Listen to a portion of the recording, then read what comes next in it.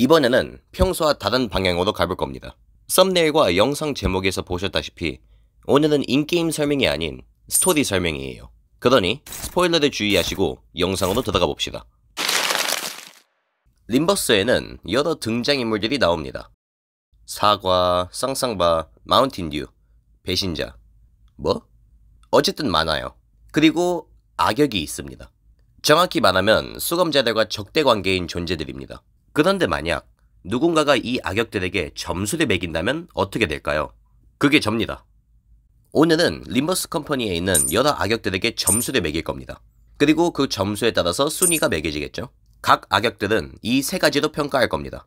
서사, 디자인, 그리고 스토리. 서사는 이 악역이 가지고 있는 매력적인 이야기, 디자인은 이 캐릭터가 입고 있는 옷과 눈으로 볼 수 있는 매력, 스토리는 이 악역이 수감자에게 혹은 주변인에게 일으킨 문제나 이야기에서 한 활약입니다. 저는 탱고닥 탱고이고 오늘은 악역에 대해서 알아봅시다.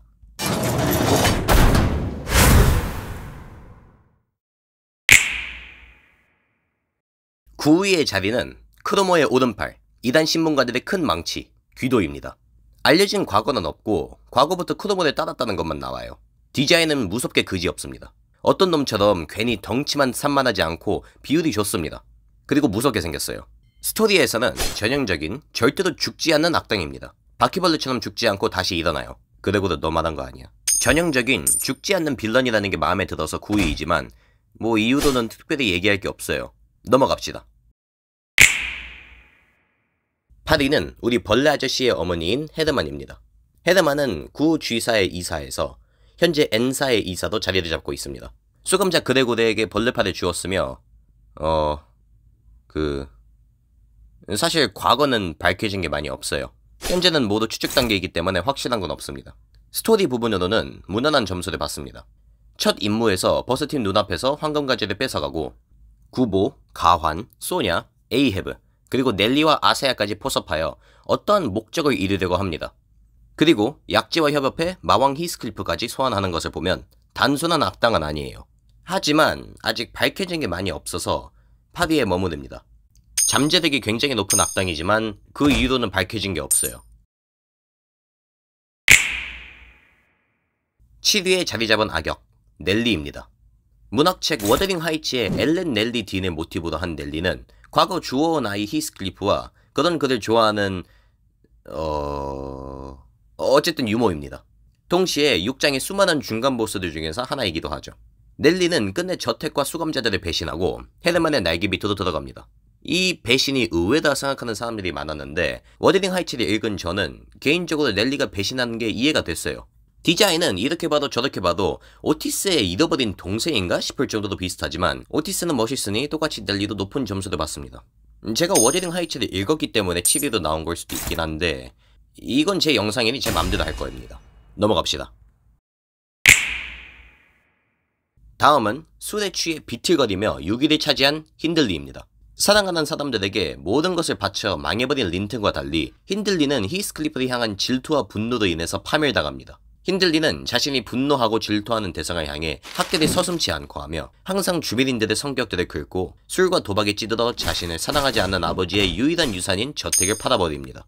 이런 힌들리의 마음속에는 단순히 관심과 사랑을 바라는 어린 아이 하나가 있습니다. 힌들리는 자신이 심리적으로 당했던 학대를 히스클리프에게 물리적으로 풀어내며 주변인들에게 폭언을 일삼습니다. 이 모든 건 단순히 힌들리가 사랑을 받지 못했기 때문이에요.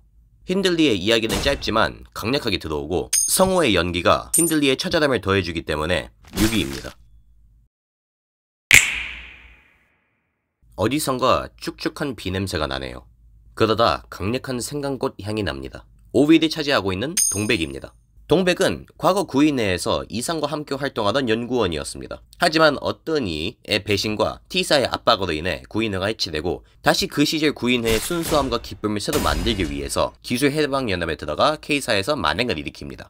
제가 동백에게서 마음에 들었던 점은 이미 지나버린 과거와 그의 순수함을 그리워하면서 다가오는 미래에 처절하게 저항하는 모습이 되게 인상 깊게 다가왔습니다. 사연이 많고 과거에 집착하며 나아가지 못하는 모습이 이상의 심장이 박힌 황금가지보다 깊게 들어왔습니다.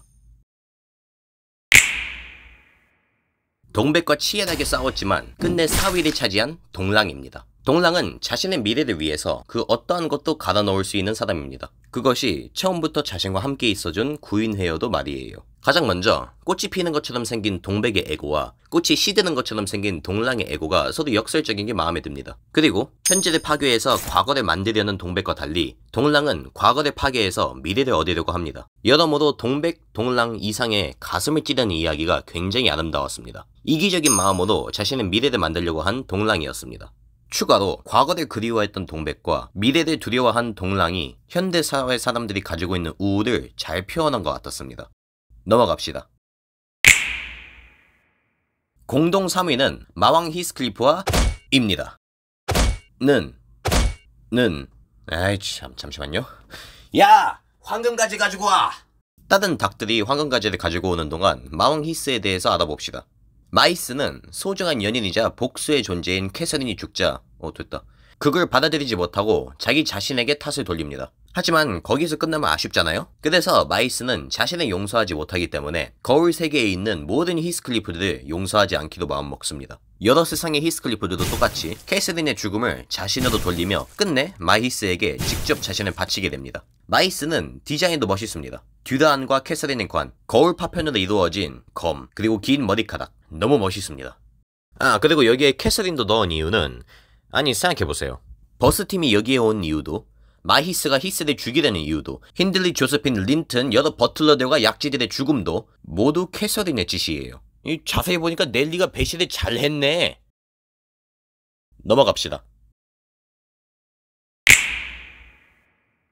등장 안 하나 싶었을 겁니다. N사 2단 신문관들의 쥐는 자 크로모는 당당하게 2위를 차지하는 악역입니다. 2단 신문관들의 쥐는 자이자 3장의 최종 보스인 크로모는 여러 사람들에게 소름을 안겨준 악역입니다. 크로모는 의체를 혐오하며 의체를 지닌 모든 사람들을 정화시킨다는 목적으로 잔인하게 고문하거나 죽입니다. 하지만 이걸로 끝나면 섭하겠죠. 크로모가 최고의 악역 자리 2위로 오른 이유는 수감자 싱클레어와의 연관이 있기 때문입니다. 싱클레어의 가족은 의체 사용자들입니다. 크리스마스 이브날 싱클레어의 가족은 크로모와 2단 신문관들로 인해서 모두 학살당합니다. 하지만 여기에서 크로모는 싱클레어를 죽이지 않고 살려줍니다. 크로모는 싱클레어가 평생 자신에게서 도망치게 만듭니다. 크로모는 죽기 전까지 자신의 강력한 힘으로 싱클레어를 누릅니다. 동시에 여러 죄책감을 안겨주어 싱클레어가 제대로 반격하지 못하게 만들어요. 림버스 컴퍼니에서 등장하는 가스라이팅의 귀재이자 최고의 얀데레, 트라우마를 이용해 사람이 공포와 분노에 집어삼켜져 앞으로 제대로 걷기도 힘들게 만드는 크로모였습니다. 드디어 1위로 왔습니다. 지금까지 여러 악역들이 있었지만 이 녀석만큼 위험한 악역은 없었고 추후에도 없을 겁니다. 피코두오의 선장 에이헤브입니다. 품은 세계관은 다양한 성격 파탄자와 악인들이 등장합니다. 하지만 이 녀석은 그 녀석들 중에서도 독보적인 이기주의자예요. 에이헤브는 뛰어난 카리스마와 언변을 갖췄고 그걸 이용해서 자신의 삐뚤어진 신념을 방황하는 선원들에게 작살처럼 박아놓습니다. 심지어 고대에게 먹히고 나서도 자아와 정신력으로 백화현상을 견뎌내면서 선원들까지 백화현상을 이겨낼 수 있게 합니다. 언변이 얼마나 뛰어나냐면 에이헤브를 처음 보는 단테와 수감자들을 혹할 정도였습니다. 심지어 에이헤브의 공식 나무위키 문서에서도 악역은 아니다 라고 나와요. 니네가 혹하면 어떡해? 이 녀석은 에고도 발현했어요. 동랑은 뒤틀리고 나서 에고를 발현한 케이스지만 에이헤브는 혹하지도 카르멘의 설득을 들어보지도 않고 그냥 에고를 발현합니다. 결론적으로 선장님은 동백, 동랑, 크로모를 뛰어넘는 이기적이고 독선적인 악을 규정하고 타인의 마음대로 짓밟는 완벽한 악역입니다. 이렇게 제가 생각하는 림버스 최고의 악역들에게 순위를 매겨봤습니다. 그리고 주 스토리를 기준으로 만들어서 시간살인마나 카세티 같은 악역들은 등장하지 않았어요. 근데 메인 스토리에 영향을 주고 뒤틀림을 일으키는 카르멘도 넣을 수 있는 거 아닌가요? 맞습니다. 근데 카르멘은 림버스의 악역이라기보다 그냥 품은 세계관의 원흉이라는 느낌이 강해서 제외했습니다. 이번에 7장 티저가 나오고 나서 어떤 매력적인 악역들이 나올지 너무 기대가 되네요. 저는 탱고닥 탱고였고 오늘은 최고의 악역들을 알아보았습니다.